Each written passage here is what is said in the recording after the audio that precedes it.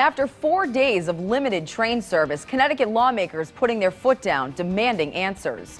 Those lawmakers calling for an immediate federal audit and investigation into the failure on Metro North. Good evening, everyone. I'm Erin Logan. Thanks for joining us. U.S. Senators Charles Schumer and Richard Blumenthal want to know if the right contingency plans were in place for a power failure of this magnitude. News 8's Noel Gardner joins us live now from Union Station. Noel, you just spoke with Senator Richard Blumenthal moments ago. What did he have to say?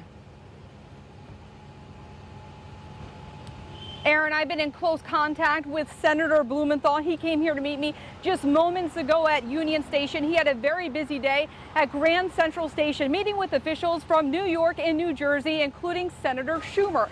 They were talking about train troubles, and the bottom line, he says, someone needs to be held accountable, and that is Con Ed. He also says this is a ripple effect on our economy, from taxi drivers to restaurant owners. And he says this inconvenienced tens of thousands of people. He says Con Ed failed to plan that the feeder cable they were using was 6 years past its design life. They were using that as a backup. And he says when the backup is likely to fail, it is not a backup, adding there needs to be an independent, aggressive investigation. There needs to be an investigation to hold accountable the people at Con Ed, particularly, and Metro North, who are responsible for this abject failure to plan. And we need to make sure it never happens again. The people at Con Ed need to be held accountable for this abject failure to plan for a contingency. And the senator says waiting for normal service until October 7th is intolerable and unacceptable. And he says those refund checks need to be in the mail right now.